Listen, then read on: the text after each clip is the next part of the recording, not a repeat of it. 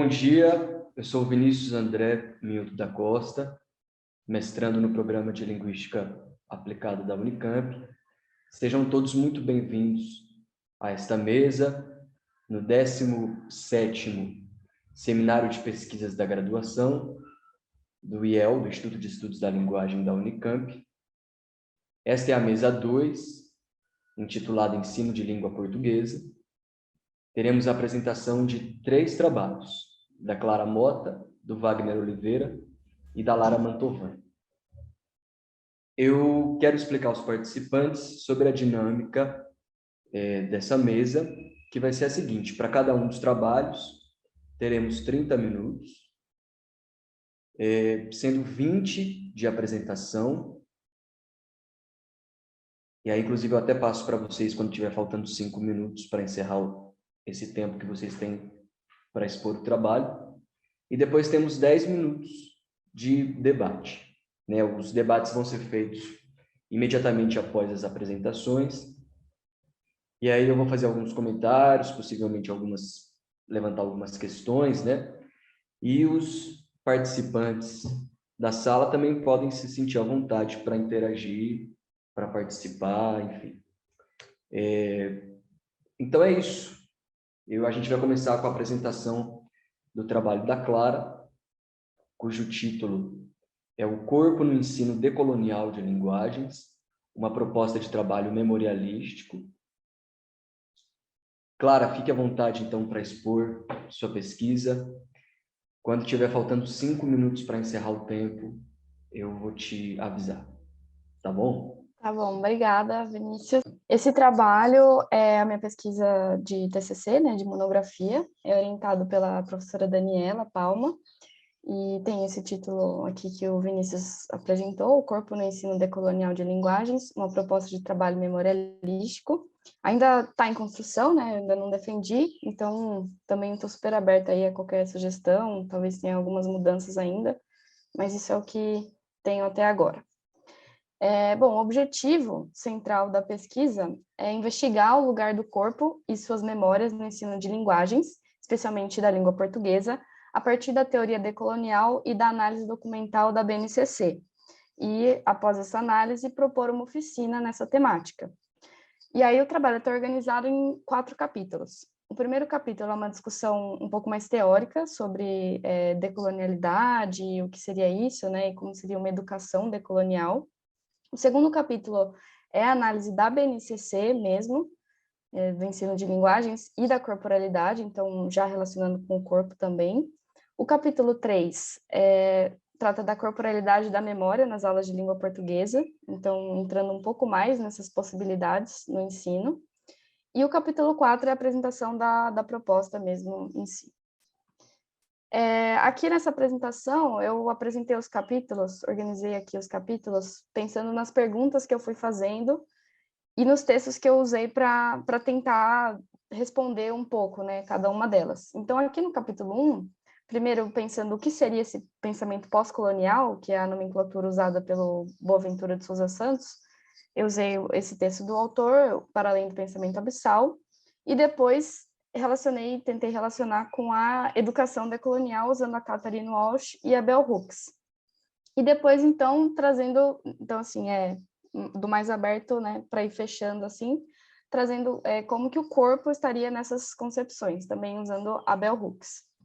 E nesse primeiro capítulo, alguns pontos centrais, primeiro trazido pelo Boaventura, é que essa colonialidade, né, que assim, vai sendo formada pelo pensamento colonial, para a gente romper com ela, que seria esse pensamento ocidental, hegemônico, excludente, né, dos saberes, então uma coisa mais do monoculturas no geral, né, porque o oposto disso, ele traz essa ecologia dos saberes, então essa pluralidade e esses encontros. Para isso, né, para a gente chegar nessa ecologia e sair do colonial, é preciso um exercício de autorreflexividade. Então, ele próprio já traz essa noção do subjetivo mesmo, que também está muito dentro da pedagogia decolonial da Catherine Walsh, que ela diz que essas pedagogias não são externas às realidades, às subjetividades e às histórias vividas, e que a luta é de ser e fazer-se humano. Então, tem muito esse ponto que vai atravessar todo o trabalho de ser humano, né? E o que isso significa.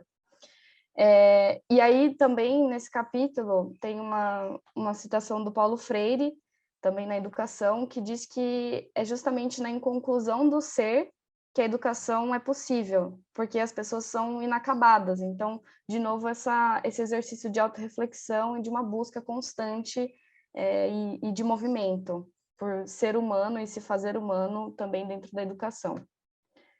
E aí, pegando essas bases teóricas, na análise da BNCC, que é a Base Nacional Comum Curricular, eu pensei, então, em 3 questões, né? Como, de uma maneira geral, a BNCC pode oferecer caminhos para uma educação decolonial, o que a BNCC propõe para linguagens, em específico, em relação aos aspectos corporais e memorialísticos, e se há uma preocupação para esse corpo, para as identidades, esses são os pontos gerais. E aí, de novo, fazendo uma análise, né, assim, do mais amplo para o mais específico, a BNCC, ela segue aqui essas competências gerais, básicas, né, da educação como um todo, depois, né, no recorte que eu fiz, vai para o ensino médio, aí vai para a área de linguagens, e dentro da área de linguagens tem a língua portuguesa. Então, esse foi o trajeto, assim. E aí, nessa parte geral, a BNCC, ela afirma, então, para todas as etapas e todas as áreas, o seu compromisso com uma educação integral, que está, na minha visão, está relacionado também com esse ser humano completo, né, holístico, que não diz só de uma dimensão, por exemplo, a cognitiva ou a afetiva. A BNCC, ela traz isso explicitamente.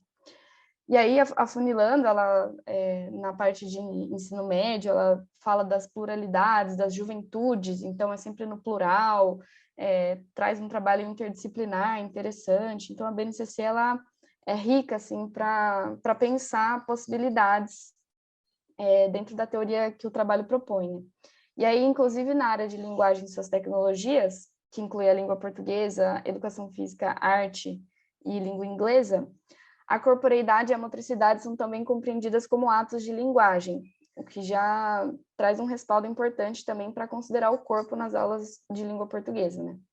E aí, dentro da língua portuguesa, tem alguns campos de atuação, e um deles é o da vida pessoal, que diz que as vivências nesse campo podem se constituir como suporte para os processos de construção de identidade e de projetos de vida, por meio do mapeamento e do resgate de trajetórias, interesses, afinidades, antipatias, angústias, temores, que possibilitam justamente o conhecimento sobre si, que tem muito a ver com o que foi visto no capítulo 1, né, dessa consciência do inacabamento e dessa busca, né, pela construção de identidade, dos projetos de vida. Então, a BNCC também traz um respaldo interessante. Ao mesmo tempo, em alguns momentos, ela fecha isso. Então, tem momentos em que, por exemplo, essa corporeidade como atos de linguagem, às vezes não alcança as habilidades da língua portuguesa. Ficam só na educação física, por exemplo, ou na arte. Então, ela abre assim, um caminho e, às vezes, fecha. Mas, mesmo assim, para a perspectiva do trabalho, né, que quer incluir o corpo e ver a importância do corpo nas aulas no geral, né, especialmente de língua portuguesa, a BNCC já pode trazer um apoio importante para os professores também que queiram trazer propostas nesse sentido, né, em relação à memória, em relação ao corpo. E aí o capítulo 3, então, é nesse sentido, assim, bom, se existe essa teoria, né, decolonial, ela parece ser produtiva por diversos aspectos, se a BNCC tem espaço para isso, apesar de ainda ser uma construção, né, como, então, que a corporalidade e a memória podem estar nas aulas de língua portuguesa?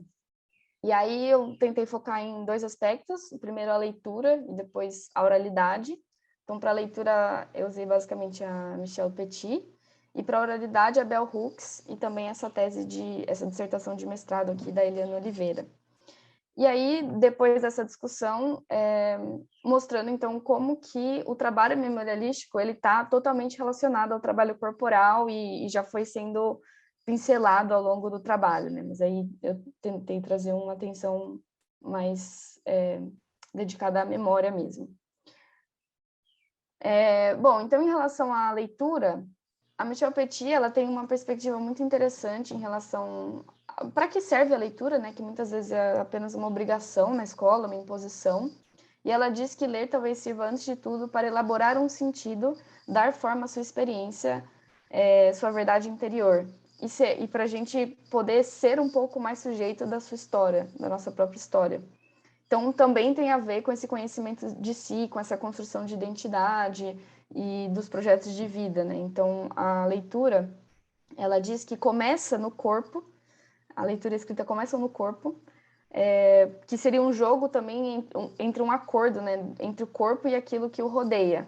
Então, ela tem essa perspectiva interessante, assim, que coloca a leitura nesse mesmo lugar, assim, de movimento. Então, a leitura não é uma imposição que a gente tem que fazer na escola, etc. Mas ela também está junto desses processos que a gente já vive, né? E que as juventudes vivem, inclusive a BNCC traz isso. Então, enfim, tá em consonância, né, com o que foi dito antes em relação à leitura.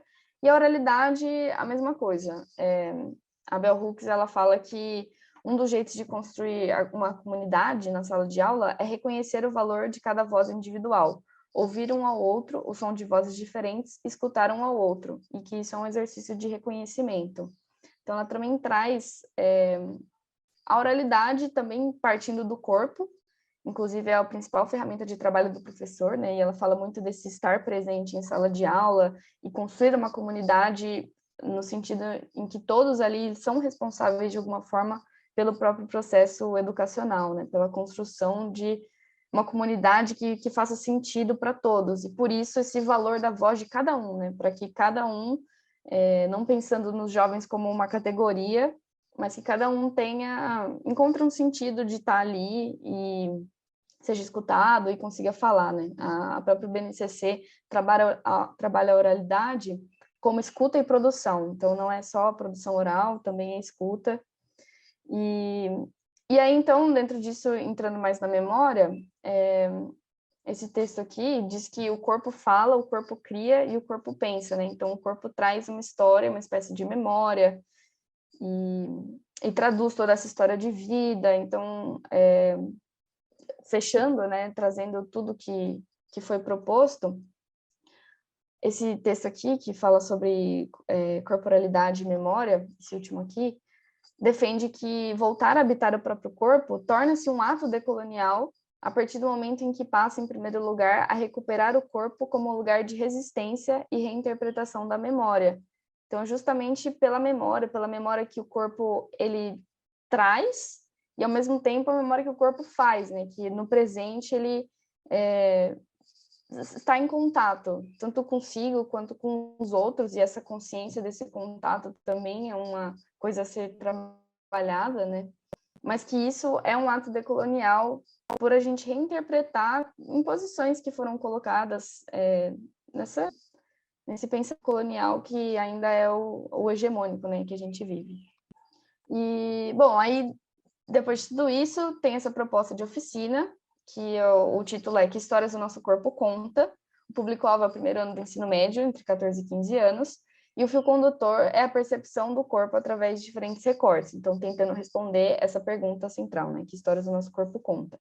E aí o dia 1 fala de idade e passagem de tempo, o dia 2 de marcas corporais e o dia 3 da questão simbólica gravada no corpo, então uma relação entre o individual e o coletivo. Vou tentar explicar rapidamente aqui, que não tem muito tempo, cada um dos dias. No dia 1, o objetivo... Ai, tem um negócio na frente, gente. Mas é refletir sobre as mudanças pelas quais o corpo passa ao longo do tempo, despertando um olhar sensível do aluno para o seu próprio corpo e para as transformações que já ocorreram até aquele momento. Então, ao longo da oficina, vão ter vários jogos lúdicos, jogos com o corpo, né? Porque o corpo ativo não é apenas o assunto, ele é parte mesmo de todo o processo. Então, vão ter vários jogos e coisas de teatro e dinâmicas, tá? Só para explicar, assim, a ideia. Então, vai ter isso no começo, e aí tem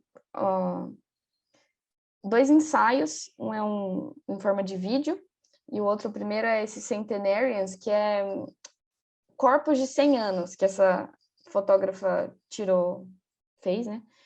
E depois esse vídeo, que esse cara, ele fez fotos dessas irmãs ao longo de 40 anos, e aí quando você vê uma foto de um ano para o outro, você quase não vê diferença, mas quando você vê uma e depois 10 anos, depois 20 anos, a gente vê a diferença, né? Então, esse tempo passando e também a gente vê no corpo, mas às vezes não vê, né? Mas ele está acontecendo. Então, aqui só para ilustrar, né? Essas irmãs aqui, esse daqui é o ensaio do Centenarians, e depois a proposta desse dia é uma recriação de uma foto de infância. Não sei se vocês já viram, já fizeram isso, mas é como nesse exemplo aqui, né? Justamente para observar que mudanças aconteceram, também do espaço, das pessoas que estão perto, da roupa que cabe, não cabe mais, sabe? Das expressões, o que aconteceu. E é esse tempo mesmo que está gravado no corpo, né? E aí, no dia 2, o objetivo é refletir sobre as marcas corporais de cada um, com foco para as histórias e sentimentos que elas representam e a forma como ajudam a construir a identidade de cada pessoa. Então, depois da retomada das fotos, também tem 3 pontos aqui que foram destacados. O primeiro é a cicatriz, depois uma discussão sobre padrões de beleza e de tatuagem. E depois uma atividade aqui que eu explico daqui a pouco. Porque primeiro, para explicar da cicatriz, a gente pegou esse ensaio aqui, que mostra a cicatriz das pessoas, e um relato delas contando como conseguiram, né, como tiveram aquela cicatriz, muitas vezes com acidentes na infância e tal, mas as pessoas falam como aquilo faz parte delas, e das memórias, e muita emoção junto, assim, inclusive é um bom estudo na língua portuguesa para relato, né, esse gênero. O ideal do corpo feminino, aqui esse vídeo, em relação aos padrões de beleza, seria também para discutir essas cicatrizes que são escolhidas das cirurgias plásticas e tudo mais, né? Isso também diz muito e está gravado no corpo. E em relação às tatuagens, tem esse vídeo aqui que chama Ame de Novo, uma campanha de uma ONG, se eu não me engano, que as pessoas fizeram tatuagens de companheiros e aí terminaram o relacionamento, né? Então tinha o nome do ex-namorado, ex-namorada no corpo. E aí essa ONG ressignifica essa tatuagem, dando um cachorro com o mesmo nome do ex-companheiro. Então, agora não é mais o nome do ex-companheiro, é o nome do cachorro. Então, as pessoas falam como tem um amor enorme e tal. Então, ressignificou essa marca corporal, né? E aí teria toda uma discussão sobre isso, e depois de algumas atividades também de sensibilização e de observação do próprio corpo, a produção de uma narrativa, né, desse relato que eu comentei, pensando, então, que histórias nesse sentido o corpo daquele aluno está contando, né? Esse corpo jovem, corpo criança, cicatrizes, as sensações, o tempo, também retomando o dia 1. E, por fim, o terceiro dia, que é o último, seria refletir sobre os discursos que surgem a partir da observação e da sensação corporal, pensando que o que se configura como individual e o que se configura como coletivo nem sempre é dissociável.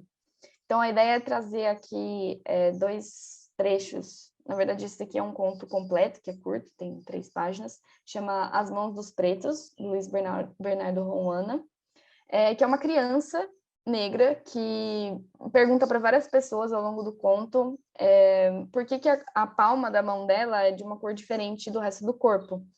E aí ela recebe várias respostas muito racistas. É bem, assim, forte de ler, assim. Até que no final ele recebe uma resposta da mãe, super bonita e tal. Mas é uma discussão muito interessante, assim, sobre racismo e como um aspecto corporal ele desperta também o cultural, né? O que está ali enraizado. E aí tem esse trecho desse livro, Mar de Dentro, da Lia Luft, que ela traz memórias bem subjetivas da infância dela. Então ela fala, por exemplo, da casa e da sensação em que ela morava, e ela fala que ela não tem saudades porque tudo aquilo estava dentro dela, só no toque da mão dela. Então também a mão, mas numa outra perspectiva muito mais individual, assim. E aí a ideia dessa atividade final, né, para fechar a oficina, é fazer 2 cenas em grupo, né? Tem alunos que gostam de se expor mais, alunos que gostam de se expor menos, então tentar atender isso também.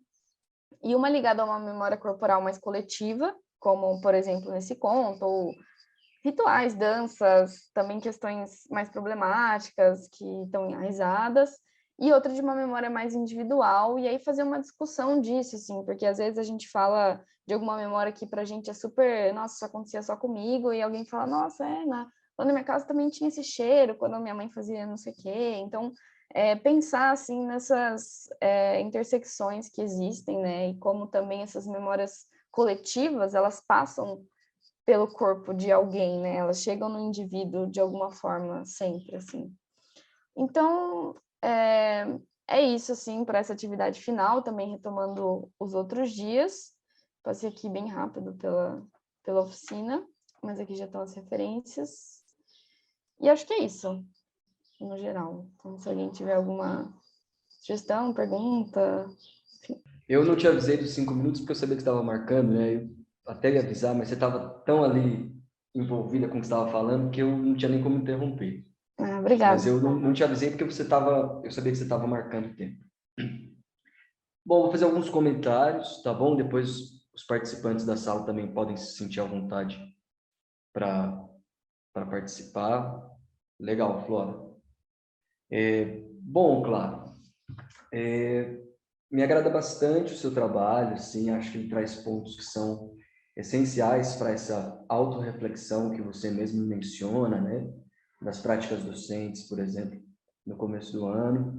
Muito importante que você tenha trazido o Freire, porque toda vez que a gente pensa, né, nessa perspectiva de repensar ali a dinâmica da sala de aula, as próprias finalidades do ensino, né, as práticas pedagógicas, ele é mesmo um autor indispensável, né? E eu também acho que é muito importante que você evidencie isso no trabalho, como você fez, sobre esse papel paradoxal da BNCC, né? Que ao mesmo tempo em que prevê ali esse trabalho, acaba limitando ele a relações que são mais óbvias com o corpo, como a disciplina de educação física, por exemplo. Esse papel, né, do Estado em intervir e limitar as práticas pedagógicas realmente é uma questão da história da educação no Brasil, né? E, bom, só esses 3 primeiros pontos que eu mencionei me passa, assim, que o seu trabalho toca mesmo em pontos que são fundamentais para essa discussão. E gostaria de fazer um elogio aí, que é essa proposta, né, prática mesmo no final do trabalho. Muitas das vezes, no ambiente acadêmico, né, a gente acaba desconhecendo maneiras de aplicar essas perspectivas decoloniais, né? Então, acho que essa elaboração de uma proposta ela é fundamental para que os docentes, por exemplo, possam se basear num fazer pedagógico, primeiro, com uma base teórica muito bem elaborada, como você fez, e também ali com orientações práticas mesmo, né? Afinal, se a gente ficar também só no plano da discussão teórica, o mais importante que é a aplicação na sala de aula, isso acaba ficando em segundo plano. Então, é fundamental mesmo que propostas com esse novo olhar, né, sejam elaboradas para que essa perspectiva possa estar cada vez mais presente na sala de aula. E me agrada, inclusive, que a sua proposta ela coloca mesmo o aluno como um sujeito ativo no processo de aprendizagem, trazendo as memórias dele, né? Enfim, essa coisa da recriação da foto é muito bacana, né? Essa reflexão final das convergências entre individual e coletivo. É uma reflexão fundamental para a vida em sociedade, né? Então, essa preocupação mesmo. E aí o Paulo Freire ficaria feliz, né, de ver assim, essa preocupação com a vida do aluno fora da escola. Então, realmente, essa reflexão final é uma reflexão muito valiosa.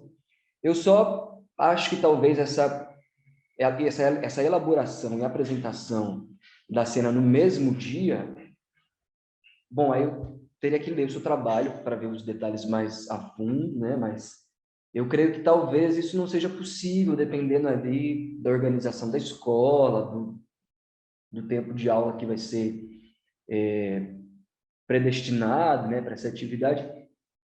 Mas não sei, essa afirmação do no mesmo dia me parece que isso pode deixar um pouco tudo meio ali corrido, enfim, né? Então, talvez eu pensaria, será que é mesmo importante apresentar no mesmo dia?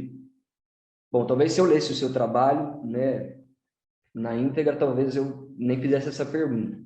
Mas, se foi isso mesmo, aí fica uma sugestão para você, de repente, repensar esse detalhe que é bem tranquilo de resolver, né? E aí eu queria fazer uma pergunta, assim, na verdade não é nem uma pergunta, eu queria que você comentasse um pouco, porque para mim foi uma coisa que me surpreendeu, assim, que na verdade a memória, ela faz parte do corpo também, né? E quem vê de fora, assim, tende a imaginar que o corpo está relacionado, por exemplo, só com uma dança, por exemplo, uma coisa mais física, né? Então, eu queria que você comentasse um pouco sobre essa questão de o corpo também ser subjetivo, né? Também ser composto por uma coisa, vamos dizer, entre aspas, né? Imaterial. Fala um pouquinho para a gente Tá. sobre isso, por favor. Obrigada, Vinícius, e estou anotando tudo aqui, considerei sua sugestão também. Em relação a isso, assim, como a própria teoria do trabalho fala, né, desse ser humano, a gente pensa em diversas dimensões, assim, a cognitiva, a emocional, inclusive a corporal, né?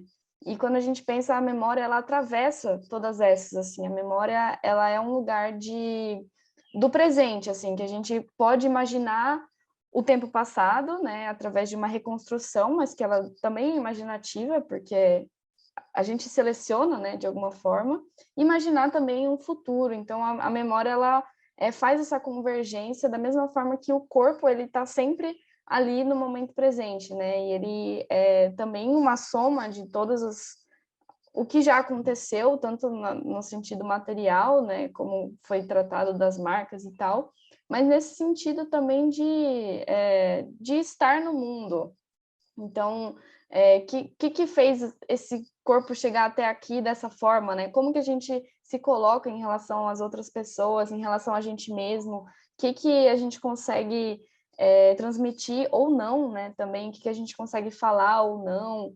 E todos esses aspectos têm a ver com essa trajetória e tem a ver também com a projeção que a gente faz com os nossos projetos de vida. Então, são realmente coisas que estão totalmente relacionadas, né? A memória, ela se faz no corpo, porque também é pelo corpo que a gente experiencia tudo, assim, né? E não significa que seja a única dimensão importante, mas significa que ela está sempre presente em relação às outras também, né? Mas é que, às vezes, eu falo isso porque esse pensamento colonial, ele é muito racional, né? Fala muito da razão e são as sociedades racionais e o irracional que é o esquecido, assim. Então, também é buscar sair um pouco dessas categorias para entender as coisas como um todo, né? E para a gente se entender também, ter mais essa consciência do presente, né? Que implica também essas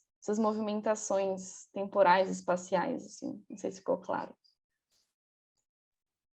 Sim, tá ótimo. Isso para mim é um ponto assim muito bacana do seu trabalho, porque você mostra, né, que às vezes a gente tem uma definição muito limitada do que é o corpo e mesmo do que é a memória, né? Porque, por exemplo, a fotografia que faz parte da atividade que você propôs é uma memória também, né? E às vezes a gente tende a entender memória só como essa coisa abstrata que fica na nossa cabeça e etc. Muito bacana. A Flora queria fazer um comentário aí, queria... Flora, fique à vontade. Queria falar que achei muito legal também, e isso eu tô em vias de também começar um projeto de C, e aí eu acho, e tem muito a ver com isso pensei em uma coisa mais da linguística, pela análise do discurso, na verdade, mas isso da leitura, oralidade e memória é exatamente o que eu estava pensando em tratar, só que por outras vias, e aí eu queria trocar uma ideia com você depois, pegar umas referências que eu anotei, e se a gente puder conversar, se quiser passar seu contato, enfim. Ah, legal. Eu vou Faço sim. muito. Legal, obrigada, Flora. Imagina, eu que agradeço. Bom, então é isso. Claro, parabéns pelo seu trabalho. Muito obrigado pela Obrigada. apresentação. Obrigada, Vinícius. Valeu, pessoal. Valeu. Bom, agora seguimos a mesa com a apresentação do Wagner Silva de Oliveira, intitulada Uso de um Game contra Fake News, uma pesquisação no ensino médio. A mesma dinâmica, tá? Ele tem 20 minutos para apresentar e a gente tem 10 minutos para debater. Wagner, fique à vontade, o espaço é seu. Obrigado, Vinícius. Meu nome é Wagner, como o Vinícius já me apresentou, Vou mostrar para vocês um pouquinho do meu projeto de iniciação científica, intitulado Uso de um Game contra Fake News, uma pesquisação no ensino médio.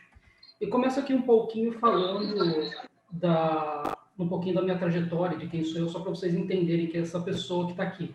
Né, atualmente eu faço letras na Unicamp, antes da graduação em letras, já passei por uma graduação também em comunicação social e administração de empresas. Sou pesquisador aí no campo de linguística aplicada e integrante do grupo de pesquisa da professora Inês Sinorino. E bolsista do PIBIC 2020-2021. E como professor de língua portuguesa, sou voluntário no cursinho pré-vestibular popular TRIO e também no Centro Infantil Boldrini, que é o hospital referência em doenças hematológicas e oncológicas na América Latina, que fica no Barão Geraldo, Campinas.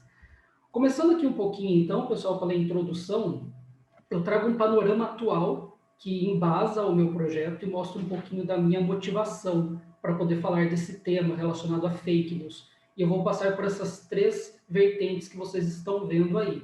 Começando pela questão da realidade digital no mundo, hoje em dia, eu trago alguns dados bastante interessantes para a gente poder se situar de como está o acesso à internet e ao mundo digital atualmente. Então, eu coloco aí que a internet, enquanto mídia, já possui uma penetração no Brasil de 71%. Nós somos o 3º país no mundo que mais gasta tempo na internet e são 140 milhões de usuários de redes sociais em todo o mundo. O 4º país no mundo no Facebook é o Brasil e que 87% dos brasileiros aí leem notícias online. Esses são dados que eu trouxe aí do Your Social, o relatório deles de 2019, e também mais alguns dados aí que falam sobre um pouquinho da mudança do comportamento do usuário de internet, né, mostrando que 53% deles usam o WhatsApp para obter notícias, 54% usam o Facebook e que 58% desses usuários compartilham notícias por redes sociais e e-mail. Esses são dados aí trazidos do Meio Mensagem, uma pesquisa bastante interessante falando de como o brasileiro se informa pelo Facebook e pelo WhatsApp, e que traz um pouquinho aí do que a gente vê dessa mudança do comportamento do usuário, né, das pessoas, da população no geral, de um sujeito passivo para um sujeito ativo, né? Então, ou seja, antes a gente tinha um sujeito passivo que só consumia informação, recebia informação da mídia tradicional, como a TV ou rádio, e agora nós temos um usuário que é consumidor e produtor ativo de informação dentro do online. E também a facilidade e disponibilidade de acesso, né, a dispositivos mobile, a internet, que está ganhando cada vez mais penetração no país, traz aí também uma facilidade de acesso para que o pessoal se torne cada vez mais um produtor ativo de informação, tanto no sentido de compartilhar, quanto no sentido de criar também. É aí que a gente, então, cai nessa problemática da disseminação das fake news. Né? Nós temos aí uma facilidade de compartilhamento muito grande de notícias, de conteúdo, de informação, uma ausência de leitura crítica que está ligada à problemática da educação, né, dentro do nosso país, e além de tudo isso, interesses políticos que por trás manobram essa informação. Para a gente ver um pouquinho, né, de como isso se confirma na realidade, eu trago aqui um embasamento teórico sobre o que são as fake news, que são baseadas, segundo Caixu et al., em autenticidade e intenção, e que elas não existem só na mídia online. Esses autores trazem para a gente um fato interessante, que é bom que a gente se lembre, né, de que as fake news já existiam desde muito antes, lá na mídia tradicional. Só que enquanto mídia tradicional, elas se baseavam em fundamentos psicológicos e sociais, e dentro da mídia online elas ganham a possibilidade de um sistema de câmara de eco, né? Câmara de eco porque é algo que se reproduz e ganha amplitude por meio de contas falsas, o que traz aí toda essa repercussão e o poder de disseminação que as fake news possuem.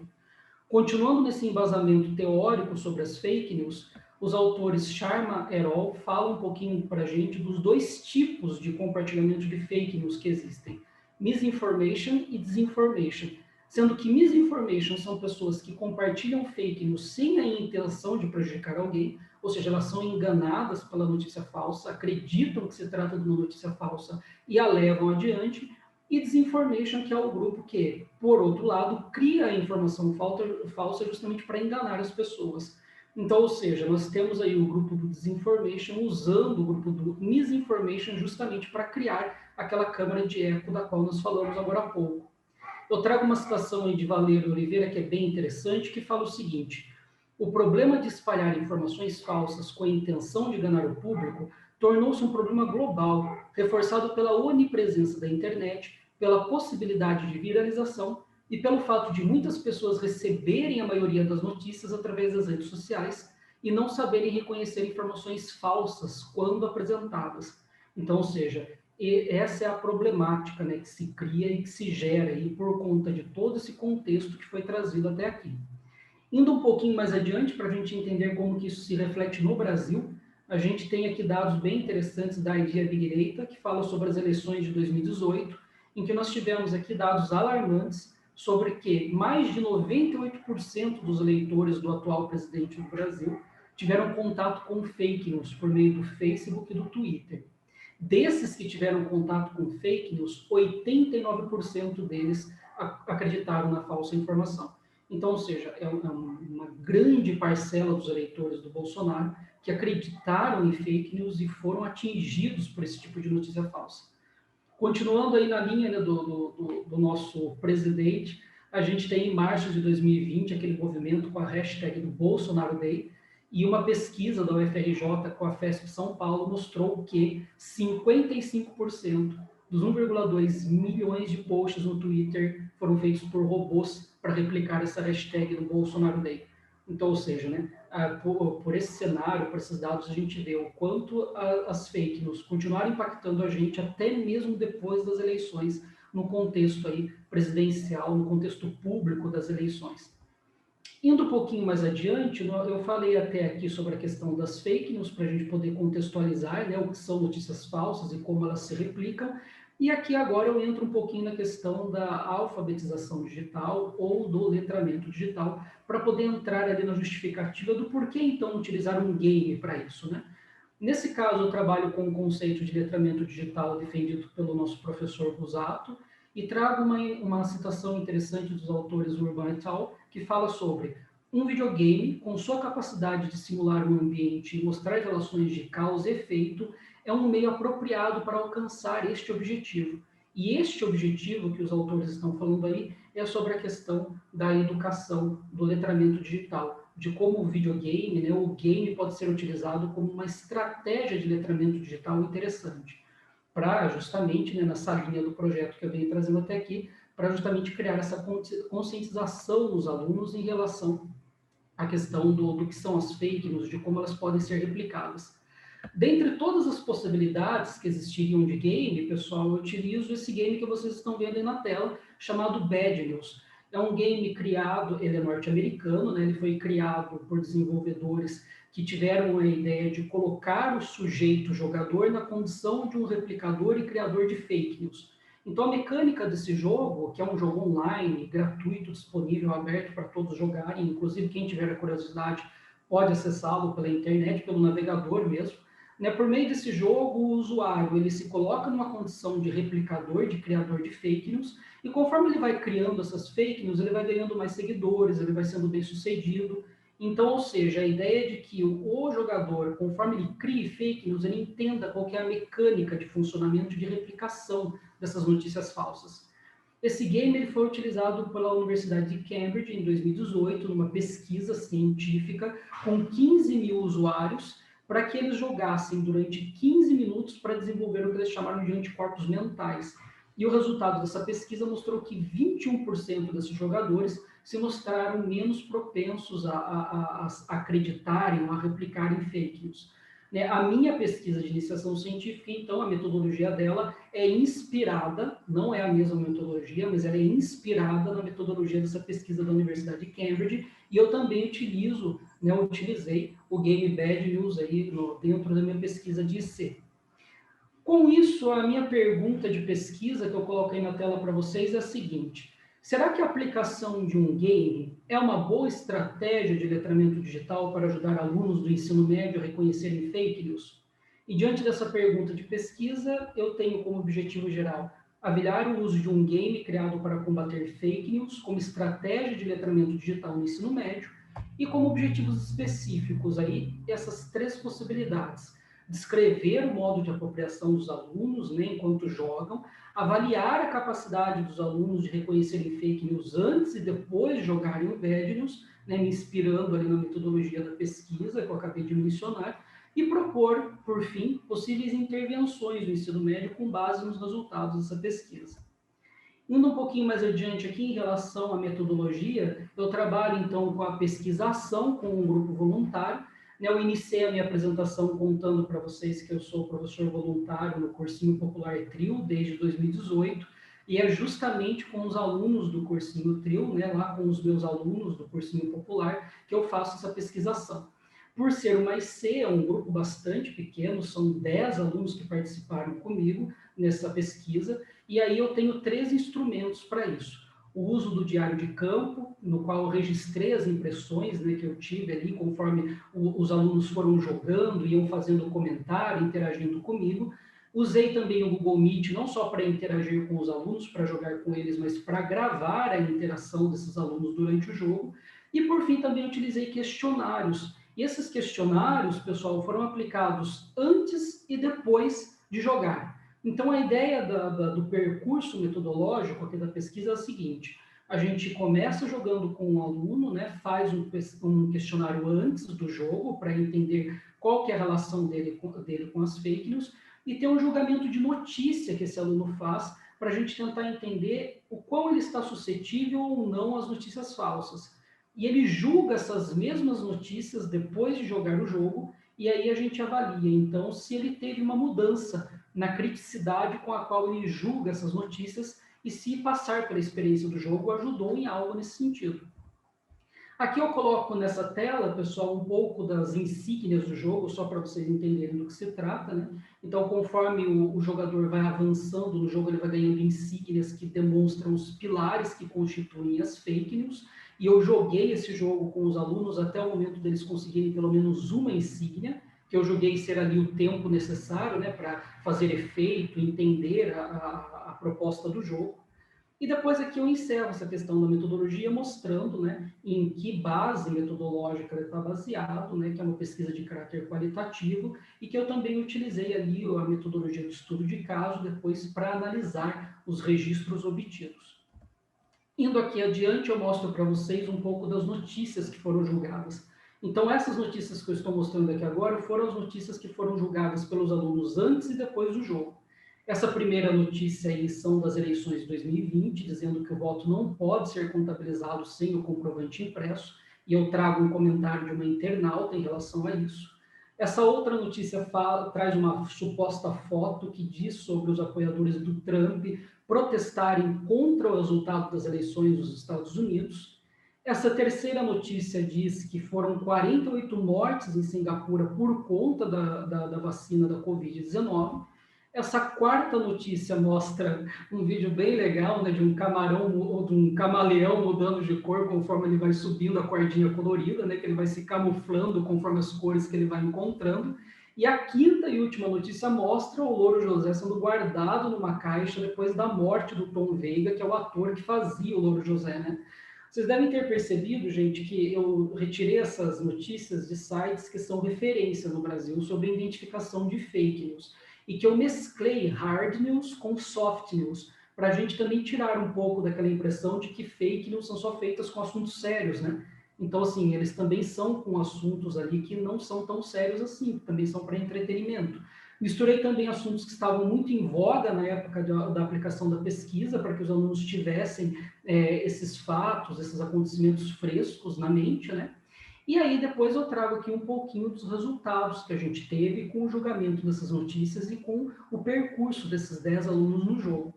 Eu dividi esses resultados em 4 frentes. Então, ou seja, o que deu para avaliar desses registros todos foram a relação dos alunos com as fake news, a relação deles com o jogo, os aspectos multimodais das fake news e a confirmação da hipótese da pesquisa que eu disse para vocês lá na apresentação dos objetivos. Começando aqui pela relação com as fake news, É interessante a gente ver que os alunos estão em contatos com veículos de referência para checar se são fake news ou não, que eles têm uma consciência de como checar essas notícias, né? Se está falando sobre alguma coisa, eu vou no Google checar, eu vou em outras redes sociais ver se tem mais alguém falando sobre aquilo. Mas eles falam que, apesar de checar essas notícias, eles já foram pegos disseminando fake news também. E aí, quando a gente entra num sentido mais específico de conhecimento, é interessante a gente ver que eles não sabem ou não conseguem afirmar nada específico na notícia em si que os faça reconhecê-la como uma fake news ou não. Isso é bem interessante, porque uma das pesquisas, uma das perguntas do questionário era justamente se eles já tinham tido na escola, né, ao longo da vida escolar deles, são alunos que já concluíram o ensino médio, estão no cursinho, né, se eles já tinham tido algum contato com aulas ou atividades na escola que os ajudassem a identificar fake news ou que falassem sobre.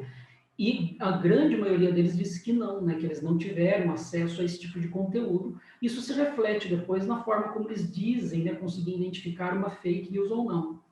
Em relação à relação deles com o jogo, todos eles gostaram do jogo, entenderam a proposta e acharam o jogo interessante. Né? É interessante dizer também que a experiência com o jogo deixou eles mais atentos e desconfiados no segundo julgamento que eles fizeram dessas notícias que eu mostrei para vocês. Né? Então, quando eles foram julgar essas notícias depois do jogo, eles estavam mais desconfiados e atentos ao que eles estavam fazendo. E ali a gente também teve uma questão, um desconforto deles com o jogo, por eles estarem sendo colocados numa condição de criadores de fake news. Né? Eu expliquei para eles que se tratava de uma situação hipotética, que o jogo era só uma brincadeira, né? Era lúdico, mas mesmo assim os alunos não se sentiam confortáveis com isso. Foi uma coisa bem interessante.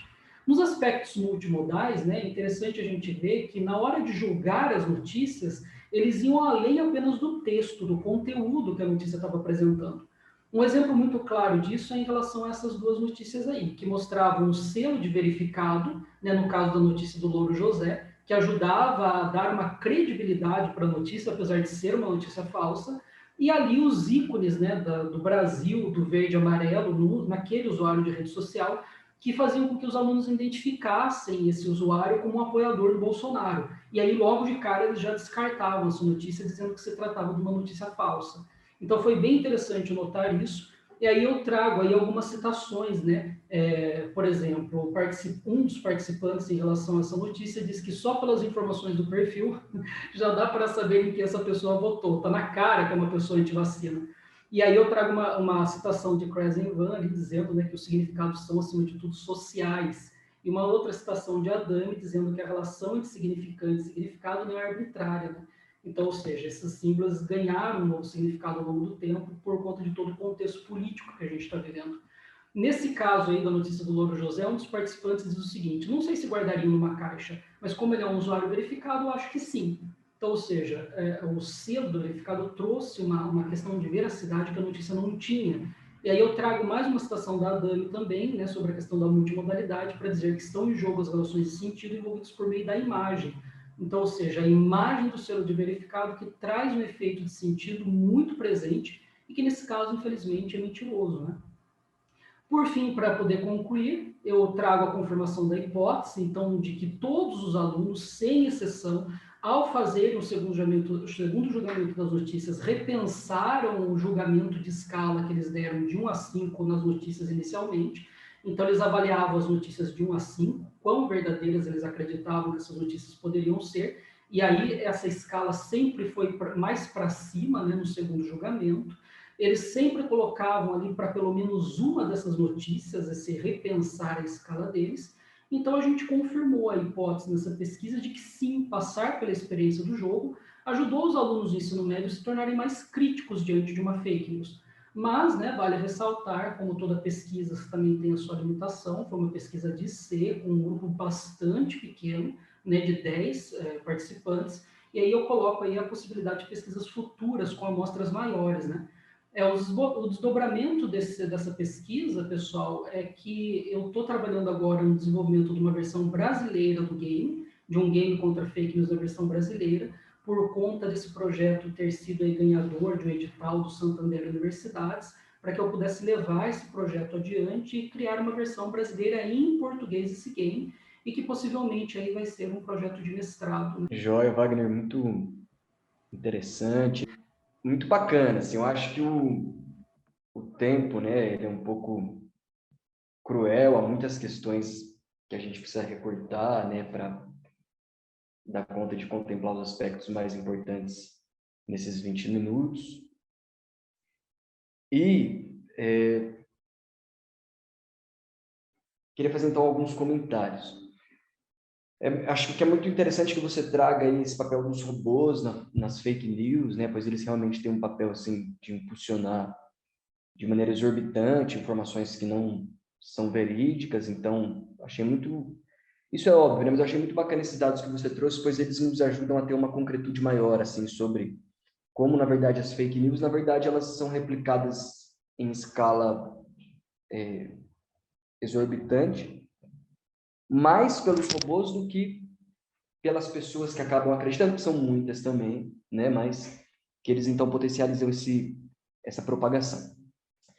Eu acho muito central que o seu trabalho traga, assim, como intervenção para um problema que é virtual, uma prática virtual, né? Pois, assim, se o problema está no ambiente online, recorrer a ferramentas no ambiente online para trazer uma reflexão crítica aos alunos é fundamental, porque muitas das vezes, quando se fala de fake news em escola, não se tem esse trabalho nesse ambiente, né? Muitas vezes é só ali na sala de aula, uma reflexão textual mesmo, né? Sobre indícios de como as fake news se formulam. Então, achei muito bacana, né? Essa proposta do game, que é uma proposta acessível, afinal o jogo é gratuito.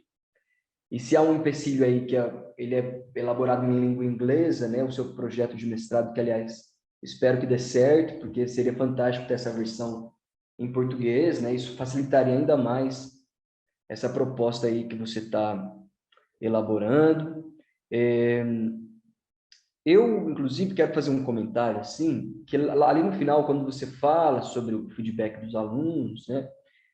Eu não me lembro exatamente assim como estava escrito, até tentei anotar, mas é tanta coisa ali acontecendo ao mesmo tempo, sobre essa questão das emoções, né, que as fake news elas acabam recorrendo a esse recurso, né, essa maneira sensacionalista de despertar ali um sentimento no leitor, acaba apelando para esse lado emocional, que é também um fator muito responsável, assim, para que as pessoas acabem acreditando naquela mentira. Então, imagino que você tenha apontado isso para os alunos, né, que é esse aspecto sensacionalista, na verdade, ele não é nada ingênuo, ele tem realmente essa sensação, esse objetivo de jogar com um lado emocional de uma pessoa que vai ali acreditar e, de repente, até propagar essa informação. Queria, então, agora aqui, que você fizesse dois comentários. Eu queria que você explicasse eu acho que eu entendi o que é, mas eu vou perguntar para ter certeza. O conceito de anticorpos mentais, tá? Queria que você dissesse brevemente sobre esse conceito dos anticorpos mentais, que eu suponho que é essa habilidade de reconhecer uma fake news, tá? Aí você me confirma se é isso ou não. E também que você comentasse um pouco sobre esse questionário, que eu fiquei curioso, assim, para ver e tal, mas o tempo é curto, como eu falei, né? Queria que você pontuasse, assim, pelo menos os principais itens que você tenta captar aí por meio desse questionário. Obrigado, Vinícius. Bom, em relação à questão dos anticorpos mentais, esse foi o termo que o pessoal dessa pesquisa de Cambridge utilizou na divulgação científica, inclusive, deles, do resultado da pesquisa, né? Então, assim, anticorpos mentais, porque eles dizem que o game funciona como uma vacina contra as fake news e que esses anticorpos são gerados no sentido de que quando você tiver contato com uma notícia falsa, você vai estar mais imunizado em relação a ela. Né? Esse é um pouco do objetivo ali, né, do game, e que a gente tentou aí replicar por meio dessa pesquisa que eu fiz, desse questionário que foi aplicado.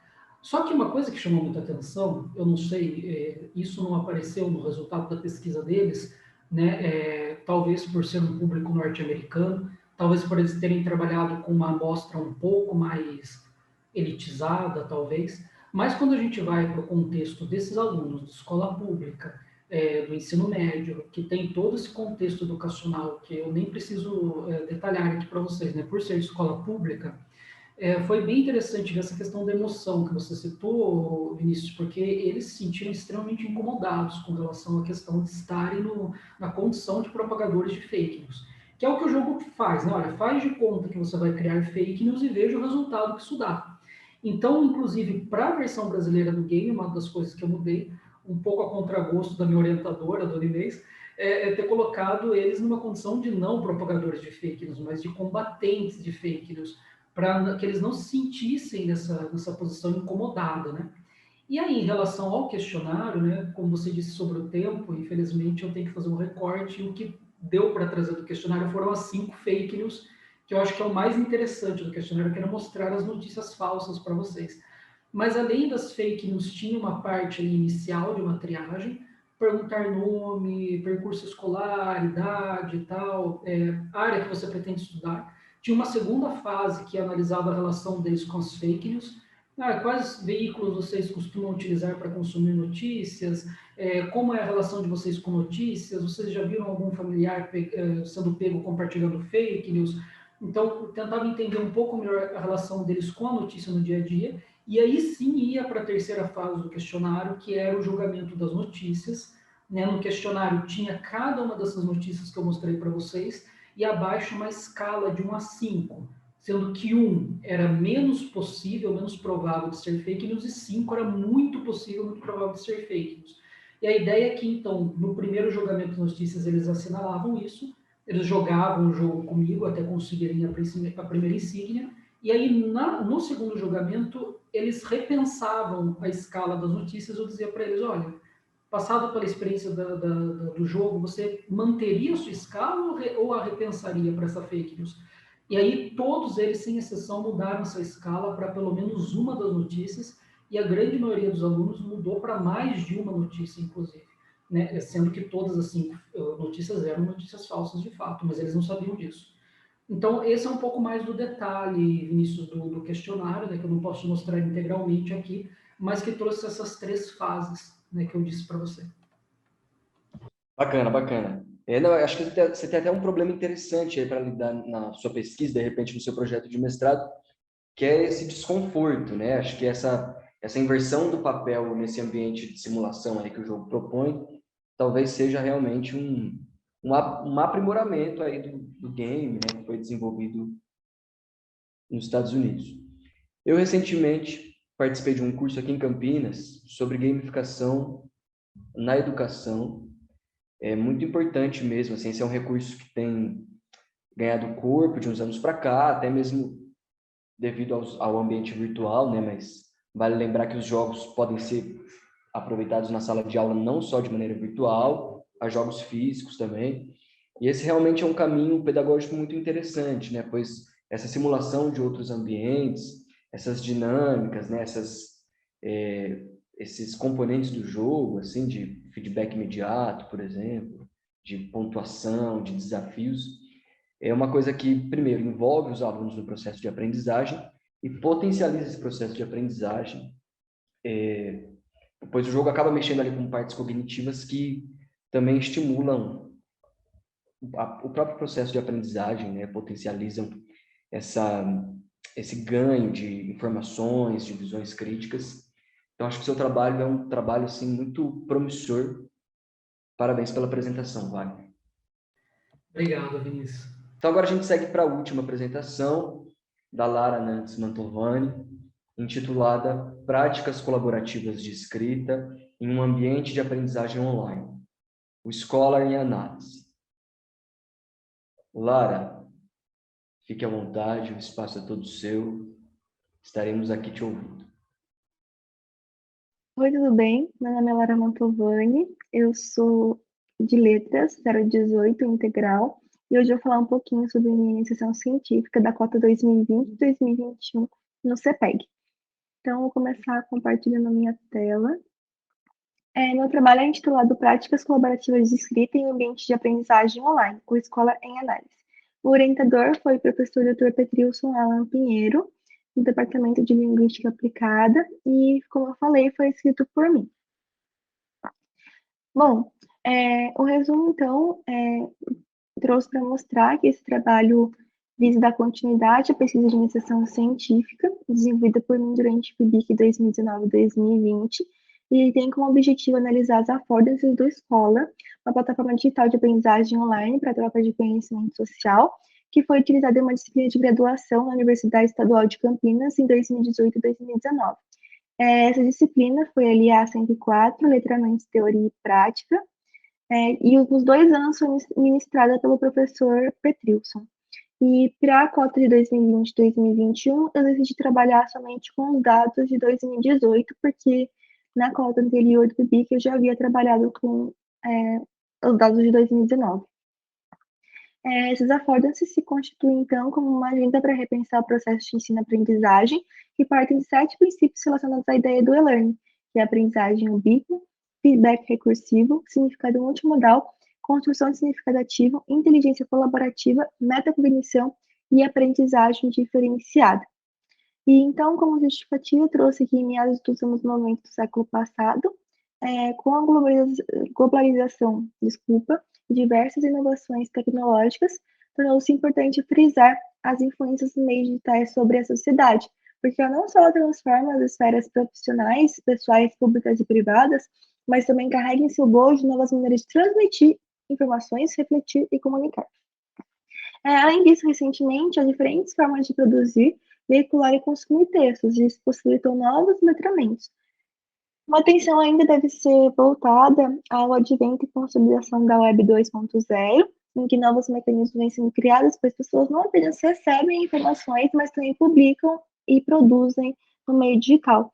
O Scholar é um ambiente de e-learning de grande relevância para diferentes contextos de ensino e aprendizagem, então eu preciso compreender de que maneira é possível analisar essas affordances que vão se constituir com essa agenda para repensar esses processos.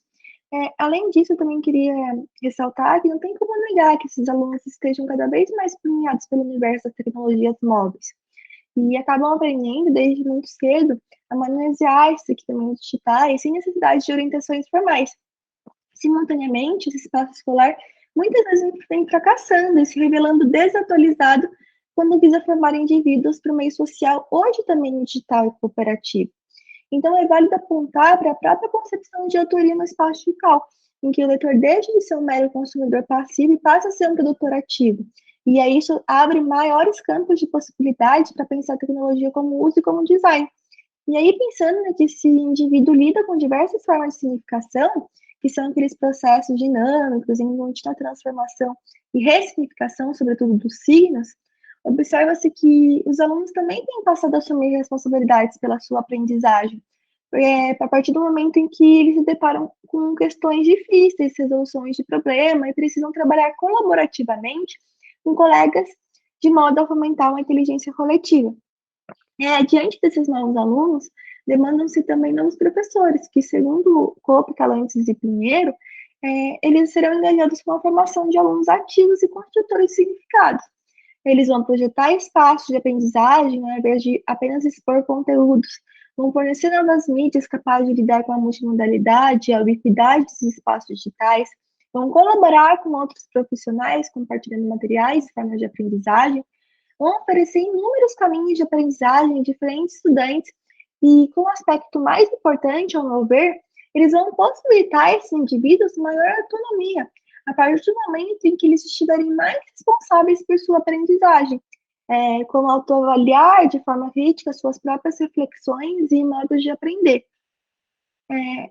E aí, com o objetivo geral, eu trouxe essa análise das affordances da plataforma de aprendizagem online, possibilitam práticas colaborativas de escrita por meio de uma ferramenta específica de interação multimodal entre alunos dessa disciplina de graduação que está sendo analisado.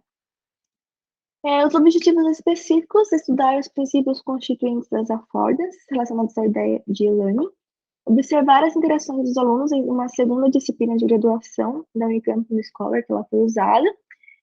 O Scholar, então, como eu disse, é esse ambiente de aprendizagem online. Analisar como esses alunos se engajam em práticas colaborativas de escrita, por meio de uma ferramenta específica de interação multimodal no Scholar, que se denomina update, e eu vou falar daqui a pouco. As etapas de realização e metodologia, então, fazer um levantamento biográfico a respeito da temática do projeto, fazer uma pesquisa documental online que envolve observação, coleta e análise qualitativa das interações por escrito entre os alunos de uma disciplina de graduação da Unicamp e ambiente específico do Scholar. E é importante ressaltar também que no ano de 2018 eu fui aluna da disciplina. Em 2019, fiz parte do programa de apoio à docência, que é o PAD, da Unicamp. Então, eu acompanhei todos os procedimentos relativos à disciplina em questão, incluindo a plataforma do Scholar, que é usada como ambiente de interação dos alunos durante as aulas. O que os alunos fazem? Então, como parte das atividades, eles sempre devem postar no Scholar, sempre depois de cada aula, seus comentários sobre os seminários apresentados em sala de aula. Eles tinham que fazer 5 comentários, no mínimo, ao longo do ano. E aí, para isso, eles fazem uso da ferramenta Update, que permite que os alunos interajam por meio de textos e façam comentários que se interconectam uns com os outros, formando assim um fluxo de interação contínua e coletiva sobre os textos discutidos. E aí, nesse projeto, então, interessa investigar como esses affordances dessa ferramenta propiciam práticas colaborativas de escrita entre os alunos. Então, eu vou compartilhar com vocês a página inicial do Scholar. Então, antes de fazer o login, a gente tem esse layout.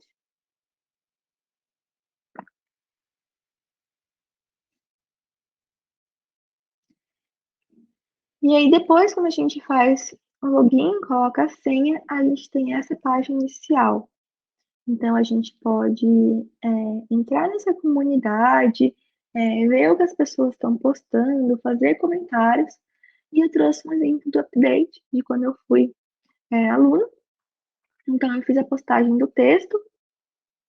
E aí, em seguida, os alunos comentam. É interessante notar que dá para você colocar o arroba e fazer marcações de forma a contribuir com o que o outro colega tenha dito anteriormente. Bom, vou voltar aqui. Então, eu trouxe o primeiro exemplo da affordance aprendizagem ubíqua, que significa aprendizagem em qualquer lugar, local e global, e a qualquer instante.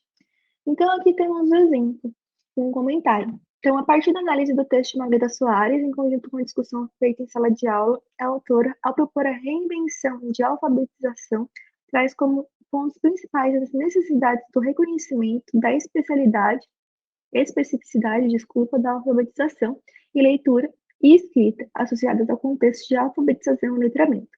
Nesse contexto, tornam-se claras as principais divergências entre letramento e alfabetização, além de trazer as consequências de alfabetizar letrando.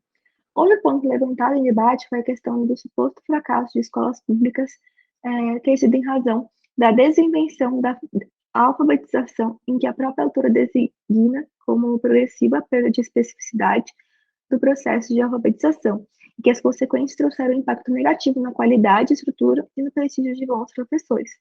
Por esse viés, não se pode ser levado em consideração apenas tal ponto, visto que um dos principais tópicos da estabilidade no fracasso escolar é a qualidade do ensino aliado dessa estrutura familiar, muito maior em famílias com baixo nível socioeconômico, além de problemas emocionais e pedagógicos. Para um melhor desempenho na escola, acredita-se que se deve começar desde a alimentação saudável até o equilíbrio emocional. Para mim, o debate foi muito interessante e leve em conteúdo rico. Assim, o foco deixa de estar apenas no texto e passa a estar também no sujeito que aprende, ou seja, nós, alunos, que passamos a questionar problemas que vamos passar futuramente. Margarida Soares tem um objetivo válido, enquanto a razão deixa a desejar.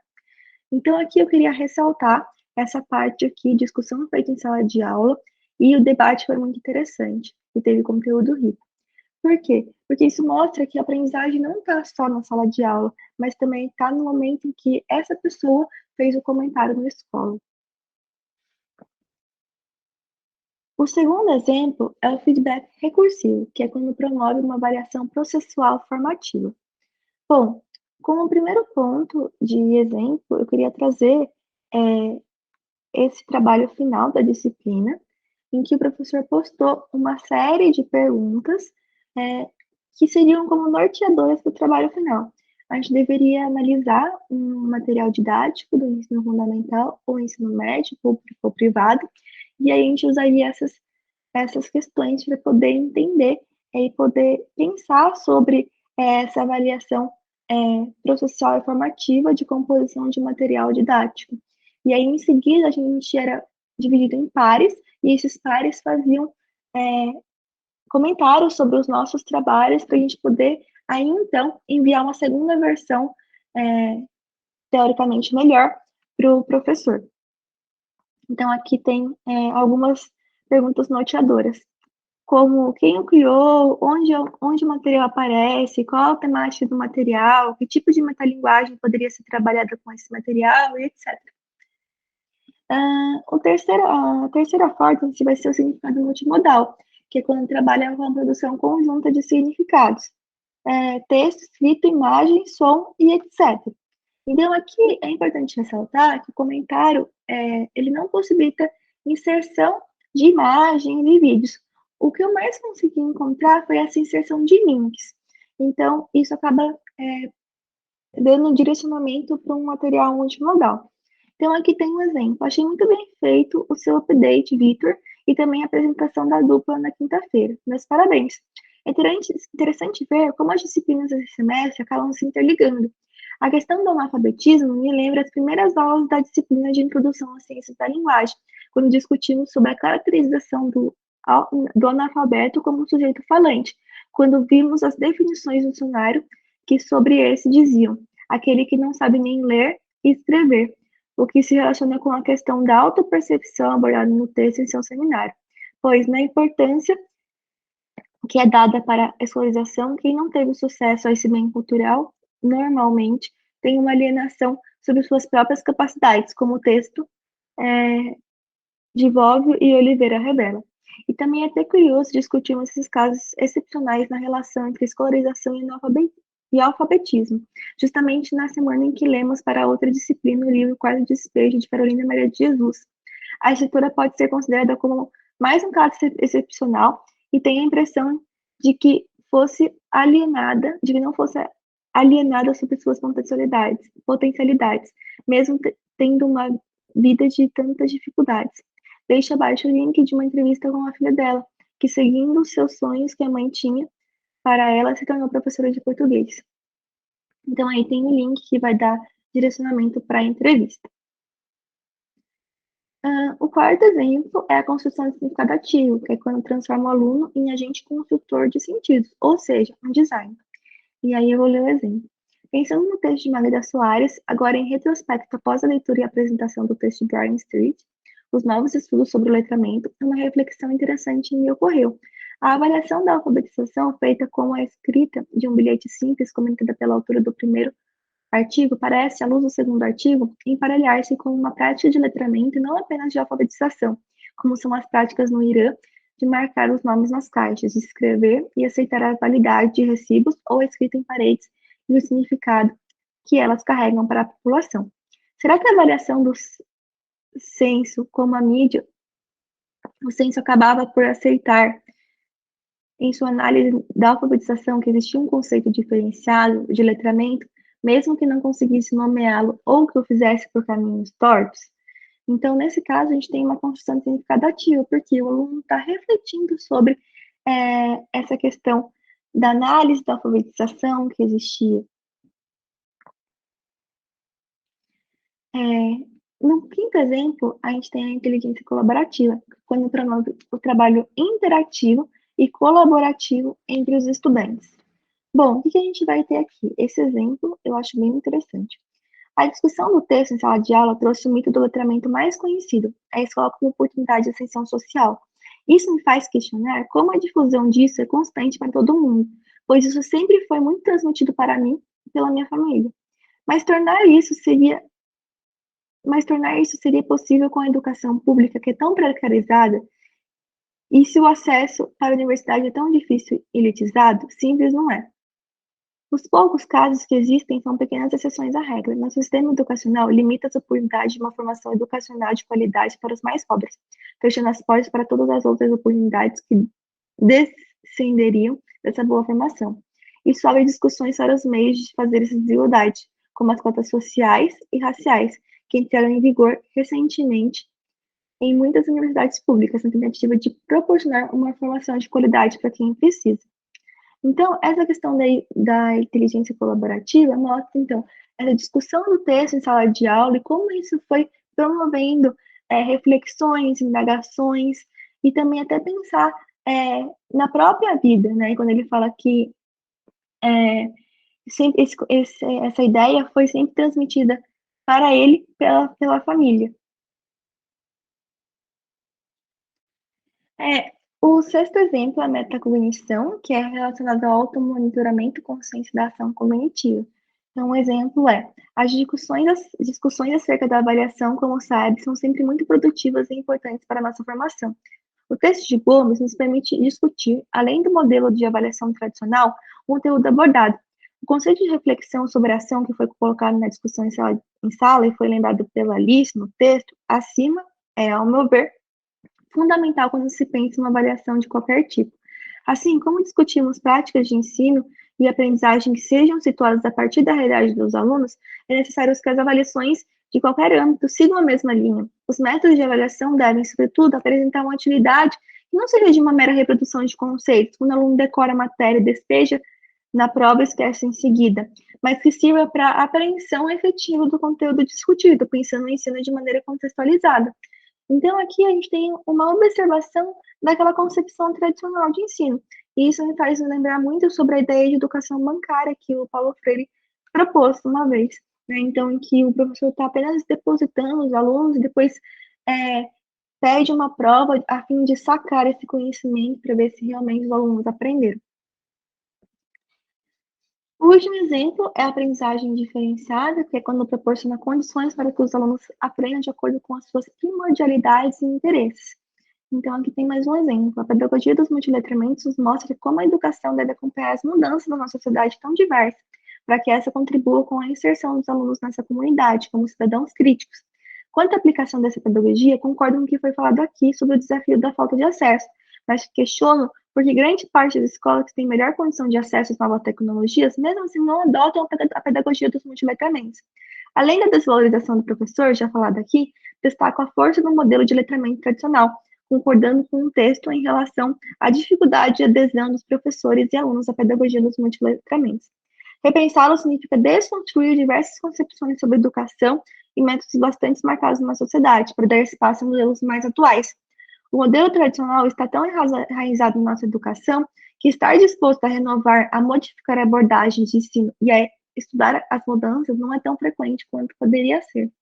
Então, isso mostra essa questão de valorizar os interesses dos alunos, valorizar a voz deles. E acho que esse foi o último exemplo. Então, com dificuldades e pontos interessantes, agora caminhando para o final, eu senti dificuldade em encaixar em apenas uma forma em seus comentários, então eu acabei fazendo mais por recorrência. Esses acordos elas estão conectados em sua maioria, e também percebi que a escola é um ambiente inovador justamente por trabalhar todos esses propiciamentos em conjunto. E em muitos casos, os alunos que usam essa tal plataforma não têm consciência clara disso, mas ela acaba acontecendo. Acho que era mais isso que eu tinha para falar sobre as dificuldades, os pontos interessantes. E agora eu vou partir para os referenciais teóricos. Então, para tratar de novas maneiras de transmitir informações, refletir e comunicar, trouxe London Group e Cope Calantes. Para tratar dos novos letramentos, trouxe Lancashire e Nobel, Calantes e Scope Pinheiro, 2020. Web 2.0 O'Reilly, letramentos vernaculares Barton e Lee, criatividade e design como fontes de valor em práticas de letramento Cope Calantes, avaliações de escrita Cope et al., práticas colaborativas de escrita e a era do multissinóptico trouxe Pinheiro, ambientes de aprendizagem inovadores propiciados por uma nova geração de tecnologias educacionais Cope Calantes, infraestrutura de cyberespaço Levi, e relação entre professor e aluno, a qual se assume como educando Freire.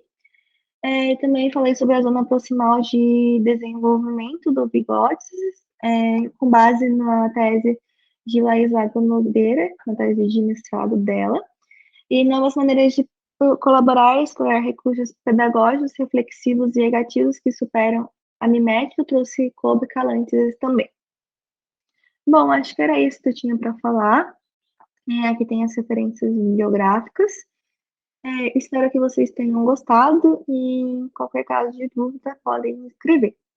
Muito obrigada, pessoal, e tchau, tchau. Obrigado, Lara, pela apresentação. Obrigado, Wagner, também pelo suporte técnico.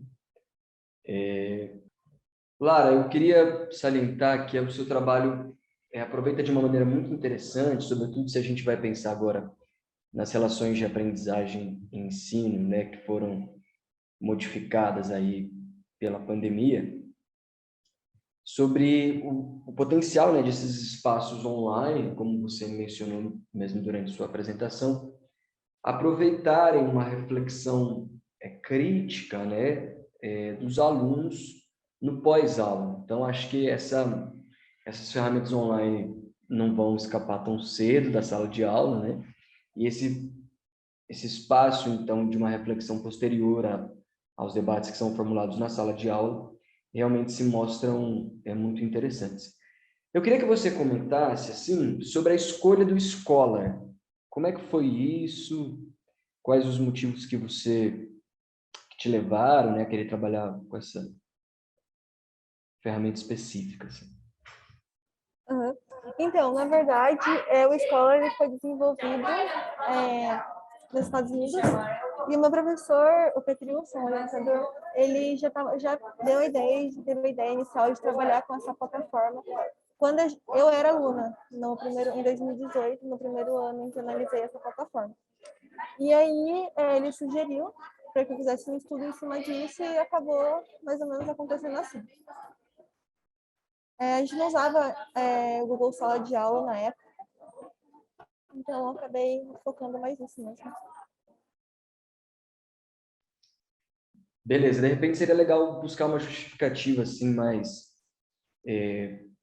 material, né? Tipo, de repente se não há muitos estudos sobre essa plataforma ou o que essa plataforma oferece em relação de vantagem, né? Em relação a plataformas que são familiares, plataformas que são similares a essa. De repente seria legal elaborar uma justificativa assim do porquê, né, da escolha dessa plataforma, para além já da familiaridade do trabalho do Petrilson. Não sei se você já fez isso no seu trabalho, mas fica uma sugestão, tá bom? Então é isso, agradeço a presença de vocês no evento, convido-os, inclusive, a participar da sequência da programação, que pode ser consultada no site do IEL. Agradeço as apresentações de vocês, né? Em especial aí vou falar da Clara, do Wagner e da Lara. E fica o convite, então, para a continuidade do evento. Muito obrigado pelos participantes, pela participação de vocês. Espero que vocês tenham aproveitado as discussões, que foram muito pertinentes, muito úteis para se pensar os processos de ensino e aprendizagem na área de linguagens. Um abraço. Obrigada, Vinícius.